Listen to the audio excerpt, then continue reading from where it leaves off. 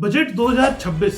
जी हाँ, बजट 2026 में real estate sector को क्या मिला, क्या आपकी जेब पे डायरेक्ट फायदा हुआ। आज मैं आपको ये रियल एस्टेट एंगल से पूरा समझाने वाला हूँ। कोशिश करता हूँ अपनी वीडियोस में मैं आपको रियल एस्टेट से जुड़े हर मुद्दे को अच्छे से समझाऊं। तो उसी कड़ी में आज भी आपको बजट का आपके लिए क्या मायने हैं वो मैं सरल भाषा में आपको समझाने वाला हूँ। मैं हूँ प्रदीप मिश्रा और आप देखना शुरू कर चुके हैं प्रॉपर्टी मिश्रा शो। वीडियो को लास्ट तक देखिएगा तब पूरी क्लैरिटी मिलेगी। अगर पसंद आए तो लाइक कमेंट शेयर जरूर कीजिएगा और फ्यूचर में रेगुलर ऐसे इंफॉर्मेटिव वीडियोस के लिए फटाफट चैनल को सब्सक्राइब कर लीजिए। तो चलिए शुरू करते हैं। नमस्कार, मैं हूं प्रदीप मिश्रा। प्रॉपर्टी मिश्रा शो में आपका स्वागत है। यहाँ हम आपको प्रॉपर्टी और प्रॉपर्टी मार्केट की हकीकत बताते हैं। नो बकवास, डायरेक्ट काम की बात। चलिए शुरू करते हैं। बजट 2026। जी हाँ, कुछ अनाउंसमेंट्स की गई है। बहुत सारे उम्मीद थी कि अनाउंसमेंट्स रियल एस्टेट के लिए होने वाली है कि शायद बहुत ज्यादा फायदा हो, लेकिन ऐसा फायदा बहुत ज्यादा डायरेक्ट नहीं दिखा, लेकिन इनडायरेक्ट फायदे हैं। इनडायरेक्ट फायदे क्या है? सबसे पहले risk guarantee fund for infra developers. अक्सर देखा जाता है रियल एस्टेट सेक्टर में इंफ्रा को लेकर जब भी लोन की जरूरत पड़ती है तो वहां फाइनेंशियल इंस्टीट्यूशंस थोड़ा सा अपना हाथ खींच लेते हैं। तो यहाँ पर हाथ खींचते नहीं दिखे हैं। गवर्नमेंट की तरफ से रिस्क गारंटी दी जा रही है। तो इससे क्या फायदा होगा कि चीप रेट के ऊपर, चीप इंटरेस्ट रेट के ऊपर लोन मिल पाएगा। और अगर इंटरेस्ट रेट चीप होगा तो इंफ्रा डेवलपमेंट जैसे नेशनल एक्सप्रेसवेज या मेट्रो, इन सब की डेवलपमेंट पॉसिबल हो पाती है। तो यहाँ मेरे को इंफ्रा डेवलपमेंट पे फोकस अगेन इस पॉइंट में भी दिख रहा है कि किसी तरह गवर्नमेंट की कोशिश है इंफ्रा डेवलपमेंट हो। और मैं हमेशा अपने वीडियोस में आपको बोलता हूं, जब जब इंफ्रा डेवलपमेंट हो रही है, जहां जहां इंफ्रा डेवलपमेंट हो रही है, वहां वहां प्रॉपर्टी प्राइसेस अच्छे अप्रिशिएट होंगे।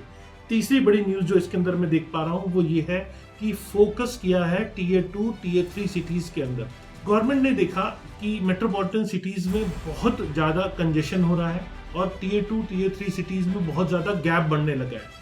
तो अब उन पे भी फोकस किया जा रहा है। तो अब आने वाला समय ये माना जा रहा है कि टीयर 2 टीयर 3 सिटीज का भी आएगा। उसको अच्छी कनेक्टिविटी रोड के थ्रू, मेट्रो या एयरपोर्ट के थ्रू कनेक्ट करने का गवर्नमेंट का प्लान इस बजट में दिख रहा है।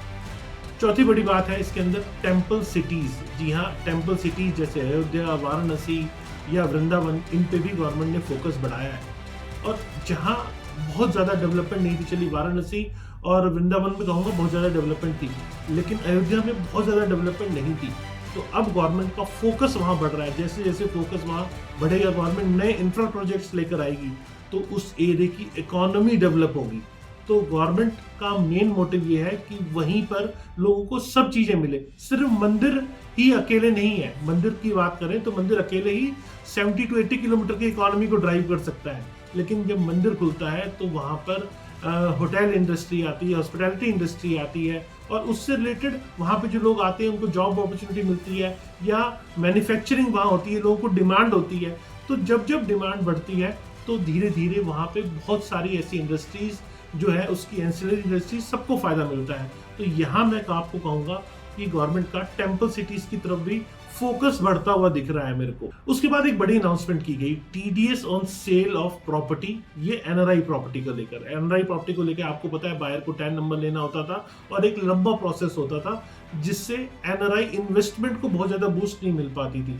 तो यहाँ मैं देख रहा हूँ उसको ईज किया गया है। अब 10 नंबर नहीं लेना पड़ेगा, उसी पैन नंबर के जरिए एनआरआई भी टैक्स भर सकते हैं। तो ये एक अच्छी चीज है जिससे एनआरआई इन्वेस्टमेंट को अट्रैक्ट करने की कोशिश की गई है। Central public sector enterprise land और कमर्शियल एसेट्स को अब रीट के जरिए मोनेटाइज किया जाएगा। तो गवर्नमेंट ने कोशिश की गई है कि रीट को उधर भी लाया जाए। तो यहाँ अब छोटे इन्वेस्टर्स के लिए भी एक नया मौका इस बजट के अंदर दिख रहा है। तो कोशिश की मैंने बजट को समराइज करके आप तक पहुंचाने की। कैसी लगी मेरे द्वारा दी गई जानकारी? अगर जानकारी पसंद आई तो लाइक कमेंट शेयर जरूर करें। फ्यूचर में रेगुलर ऐसे इंफॉर्मेटिव वीडियोस देखने के लिए फटाफट चैनल को सब्सक्राइब कर लीजिए। नमस्कार और जय हिंद।